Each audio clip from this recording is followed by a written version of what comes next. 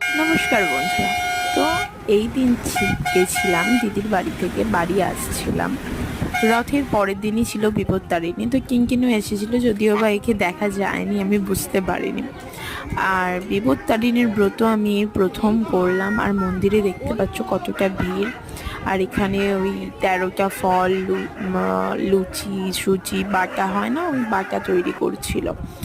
আর যেহেতু আগের দিন আমি নিরামিষ খেয়েছিলাম, পরের দিন ও মানে ততক্ষণ অবধি না খেয়েছিলাম, তাই জন্য আমি ভাবলাম ব্রতটা সবাই করে, আমিও শুরু করলাম। আর এই দিন 13টা লুচি খেতে হয়। আমি তো পোস্ট করেছিলাম ফেসবুকে, তার জন্য সবাই তো ভাবছে এত এত করে খাই। এটা না, এটা নিয়মই হচ্ছে 13টা লুচি এক আসনে বসে খেতে হয়। আর সারাদিনে আর কিছুই খেতে নেই। আমি অবশ্য অনেক কিছু নিয়ম জানি না, যদি ভুল ত্রুটি হয়ে থাকে অবশ্যই কমেন্ট করে জানাবেন। বাই।